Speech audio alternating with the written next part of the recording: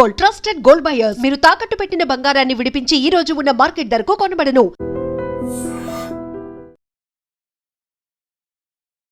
మైలార్దేవుపల్లి ఇది సిటీ అవుట్స్కర్ట్స్లో ఉంటుంది, మనందరికీ తెలిసిందే.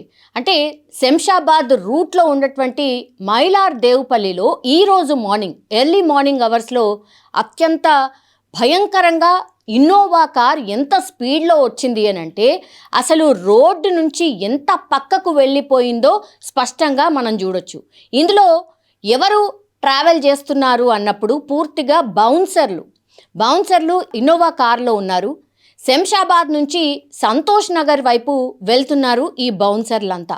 అయితే రోడ్ సైడ్ చాలామంది పాపం ఎవరైతే చిన్న చిన్న వ్యాపారాలు చేసుకుంటారో గుడారాలు వేసుకొని అక్కడ వాళ్ళకి సంబంధించిన వస్తువులేవో అమ్ముకుంటూ ఉంటారు. అట్లాగే అక్కడ కూడా గుడారాల్లో ఒక ఫ్యామిలీ మొత్తంగా కూడా అక్కడ చిన్న చిన్న వస్తువులు అమ్ముకుంటూ జీవనం సాగిస్తున్నటువంటి వాళ్ళ మీదకే ఈ ఇన్నోవా కార్ అత్యంత వేగంగా వెళ్ళి ఆ గుడారంలోకి దూసుకు వెళ్ళింది. అయితే అది పొద్దున పూట అంటే తెల్లవారుజామున కావడంతో పూర్తిగా అందరు నిద్రిస్తున్న వాళ్ళ మీదకే ఈ ఇన్నోవా కార్ దూసుకు వెళ్ళినటువంటి పరిస్థితి కనిపిస్తుంది. ఫ్యామిలీకి సంబంధించి ఫాదర్ అట్లాగే కొడుకులు ఇద్దరు కూడా, ఒక కొడుకు చనిపోయినట్టుగా, ఇంకో కొడుకు అయితే ప్రస్తుతం హాస్పిటల్లో ట్రీట్మెంట్ తీసుకున్నట్టుగా చెప్తున్నారు. స్పాట్లోనే తండ్రి అట్లాగే కొడుకు చనిపోయారు. వీళ్ళంతా కూడా వలస వచ్చి అక్కడ ఏదో జీవనం సాగించుకోవడానికి సిటీ అవుట్స్కర్ట్స్లో చాలామంది చిన్న చిన్న వ్యాపారులు, చిరు వ్యాపారులు వచ్చి గుడారాల్లో నివాసం ఉంటూ వాళ్ళ పోషణ చూసుకుంటూ ఉంటారు. వాళ్ళ మీదకి ఏకంగా ఇన్నోవా కార్ని అత్యంత వేగంగా ఈ బౌన్సర్లు నడిపినట్టుగా చెప్తున్నారు. అయితే అందులో 6 బౌన్సర్లు ఉన్నట్టుగా ప్రస్తుతం అయితే పోలీసులు ప్రాథమికంగా అంచనాకైతే వచ్చారు. 3 ప్రస్తుతం అయితే పోలీసుల అదుపులో ఉన్నారు.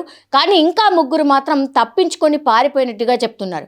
సో ఈ 3 ఎవరైతే బౌన్సర్లు ఉన్నారో అసలు శంషాబాద్ నుంచి సంతోష్ నగర్ వైపు ఎటు వెళ్తున్నారు, వాళ్ళు ఎక్కడి వాళ్ళు, ఇక్కడ దేనికోసం వచ్చారు, అంటే హైదరాబాద్ వాళ్ళేనా లేకపోతే వేరే వాళ్ళు ఇక్కడ ఏదైనా కార్యక్రమం కోసం వచ్చారా అనే కోణంలో పోలీసులు అయితే ఆరా తీస్తున్న సిచ్యువేషన్ అయితే కనిపిస్తోంది. ఇన్నోవా కార్ స్పీడ్ దాదాపుగా 120 నుంచి 140 స్పీడ్లో. మరి ఈ బౌన్సర్లు ఎవరైతే ఉన్నారో వాళ్ళు ఏమైనా మద్యం మత్తులో ఈ ఇన్నోవా కార్ని డ్రైవ్ చేశారా, లేకపోతే ఏదైనా అడ్డొచ్చిందా, ఏం జరిగింది ఏంటి అనే కోణంలో పోలీసులు అయితే దర్యాప్తు చేస్తున్న సిచ్యువేషన్ అయితే కనిపిస్తోంది. కానీ ఈ మధ్య కాలంలో ఇట్లాంటి రోడ్డు ప్రమాదాలు కోకొల్లలుగా జరుగుతున్నాయి. మనకు తెలుసు డాక్టర్ కావాల్సినటువంటి ఐశ్వర్య పైకి కూడా ఇట్లనే హయత్ నగర్ దగ్గరలో అత్యంత స్పీడ్గా క్రెటా కారు వచ్చి ఢీ కొడితే డాక్టర్ కావాల్సిన ఐశ్వర్య చనిపోయింది. వాళ్ళ ఫాదర్ ఏమో ట్రీట్మెంట్ తీసుకుంటున్నటువంటి సిచ్యువేషన్ అయితే కనిపిస్తోంది. సో ఇట్లా హిట్ అండ్ రన్ లేకపోతే ఇట్లాంటి యాక్సిడెంట్కి సంబంధించిన కేసెస్ కోకొల్లలుగా ఈ మధ్య కాలంలో నమోదవుతున్న సిచ్యువేషన్. ఎంత స్పీడ్ని కంట్రోల్ చేసుకోవాలని చెప్పినా, ఎన్ని ఫైన్లు వేసినా సరే ఇట్లాంటి కేసులు అయితే భయంకరంగా నమోదవుతున్నాయి. సో ఒక్కసారిగా ఈ ఫుట్పాత్ మీద నిద్రిస్తున్నటువంటి ఫ్యామిలీ మీదకి ఈ ఇన్నోవా కార్ దూసుకు వెళ్ళడంతో అక్కడికక్కడే 2 చనిపోయారు. తండ్రి అలాగే కొడుకు చనిపోయినటువంటి పరిస్థితి. ఇంకో కొడుకుకైతే ట్రీట్మెంట్ కోసం హాస్పిటల్కి తరలించినట్టుగా చెప్తున్నారు.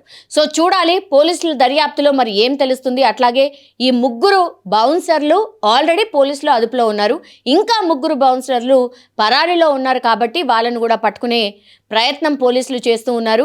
కానీ సిటీ అవుట్స్కర్ట్స్లో, అది దట్టు మైలార్దేవుపల్లిలో ఒక్కసారిగా ఫుట్పాత్ మీద నిద్రిస్తున్నటువంటి, గూడారాల్లో నిద్రిస్తున్నటువంటి ఫ్యామిలీ మీదకి ఇన్నోవా కార్ దూసుకు వెళ్ళడంతో స్థానికులు వెంటనే స్పందించి హుటాహుటిన అంబులెన్స్కి కానీ పోలీసులకు ఇన్ఫర్మేషన్ ఇచ్చిన పరిస్థితి అయితే కనిపించింది. దగ్గరలో ఉన్నటువంటి పోలీసులు వెంటనే స్పందించి చేరుకొని వాళ్ళని హాస్పిటల్కి తరలించే లోపే 2 చనిపోయారు. ఇంకో అతని పరిస్థితి విషమంగా ఉన్నట్టుగా చెప్తున్నారు. ఇంకా 2 కూడా, అంటే ఫ్యామిలీలో ఇంకా 2 కూడా కొంత గాయాల పాలైనట్టుగా చెప్తూ ఉన్నారు. కానీ చిరు వ్యాపారులు వాళ్ళంతా కూడా పాపం పొట్ట కూటి కోసం వచ్చినటువంటి వాళ్ళ మీదకి ఒక్కసారిగా ఈ ఇన్నోవా వాహనం దూసుకు వెళ్ళడంతో పాపం కుటుంబం అంతా కూడా చెల్లా చెదరైన సిచ్యువేషన్ అయితే కనిపిస్తోంది.